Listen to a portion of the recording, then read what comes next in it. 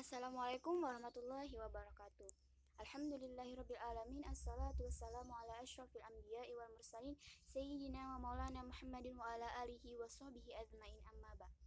Kami dari kelompok 10 yang beranggotakan saya sendiri Nur Aina, Nur Haliza dan Ani Fahriyah yang membahas tentang program dan tindak lanjut hasil belajar yang diampu oleh dosen Bapak Muhammad Iqbal Ansari MPDI.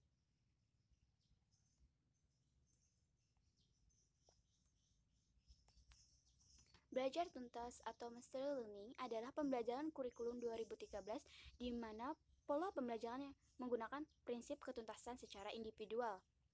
Di sini, dasar pemikirannya dari belajar tuntas dengan pendekatan individual ialah adanya pengakuan terhadap perbedaan individual masing-masing siswa.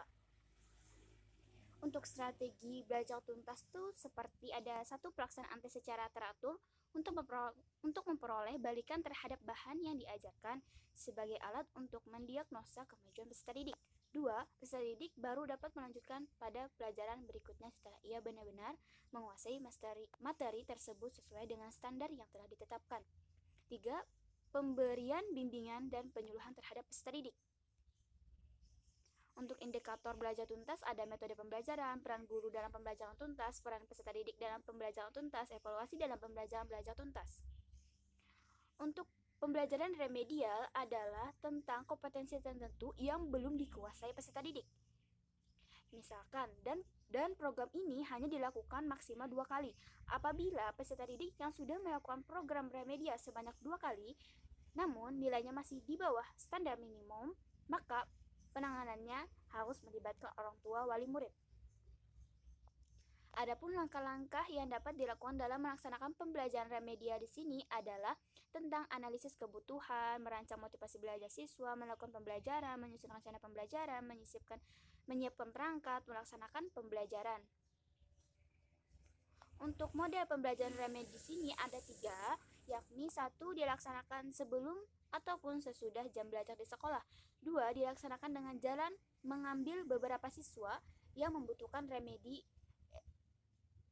bisa di kelas biasa atau reguler atau kelas remedial. 3. Dilaksanakan dengan melibatkan beberapa guru atau tim. Tujuannya di sini adalah agar peserta didik lebih bisa memahami dirinya, terus memperbaiki cara belajar ke arah yang lebih baik. Namun untuk prinsip-prinsipnya di sini ada tentang menyiapkan pembelajaran, merancang pembelajaran secara cepat, merancang belajar bermakna, memberikan arahan yang jelas, rumusan, gagasan utama sesuai dengan kesulitan yang dialami peserta didik, meningkatkan motivasi belajarnya, mendorong peserta didik. Untuk fungsinya, untuk fungsi remedial ada fungsi korektif, fungsi pemahaman, fungsi pengayaan, fungsi penyesuaian, fungsi akselerasi, dan fungsi variability.